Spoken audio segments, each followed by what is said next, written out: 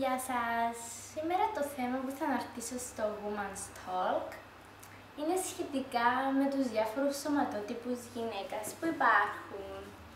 Λοιπόν, όπως όλες ξέρουμε, υπάρχουν διάφορα είδη σωματότυπου σε μια γυναίκα. Είναι το skinny, το athletic body, το σώμα με μυς, με καμπύλες, γεματούλες. Και δεν σημαίνει ότι όταν είσαι, ας πούμε, skinny, ότι είσαι και άνθρωπος που δεν έχεις την υγεία σου. Γιατί μπορεί να είσαι και υγιές και αθλητικός τύπος, απλά ο σωματότυπος σου να, ας πούμε, το καλούπι που λέμε, με τα γονίδια και με όλα, να είναι αυτό.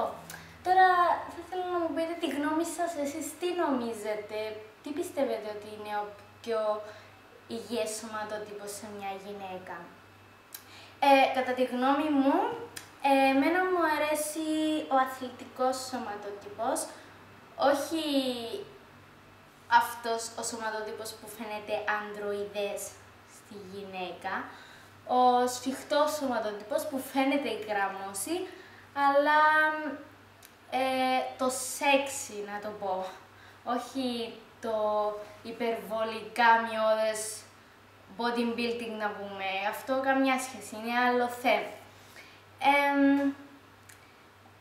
Κατά τη γνώμη μου, αυτός είναι ο σωματότυπος που μου αρέσει. Ήθελα να μου πείτε τη γνώμη σας για να πάρω μια ιδέα πώς σκέφτεστε εσείς το σώμα που ονειρεύεστε ή γιατί όχι και να αποκτήσετε με τα βίντεο γυμναστικής που θα κάνουμε εδώ μαζί στο Women's Line.